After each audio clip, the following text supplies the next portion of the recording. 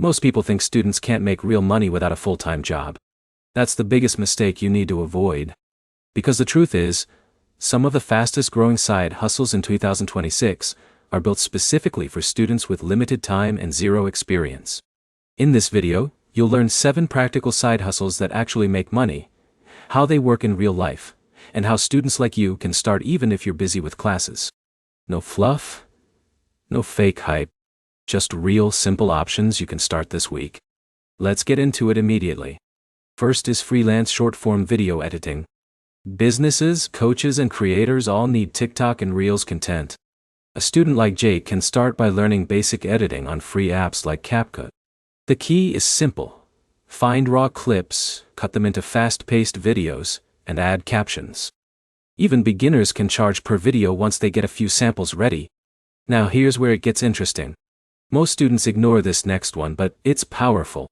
It's simple AI content writing. Companies need product descriptions, emails, and blog posts. You don't need to be a professional writer. You just use tools like ChatGPT to draft content, then clean it up and deliver. It's fast and scalable. Third is campus-based services. This includes things like resume editing, assignment formatting, or even tutoring. Think of someone like Alex who is good at math. He can tutor younger students for hourly pay. The demand is always there, especially during exams. But here's the problem most students face. They wait for perfect skills instead of starting small. That delay kills momentum. Fourth is print on demand. You design simple t-shirts or hoodies and upload them to platforms that handle printing and shipping. You don't need inventory. You just focus on simple designs that appeal to student communities. Fifth is social media management for small local businesses. Many shop owners don't know how to post online. You can help them post 3-4 times a week and charge a monthly fee. Even basic consistency creates value. Sixth is selling digital notes or study guides. If you're already studying, you can organize your notes and sell them to juniors. Clean formatting matters more than perfection.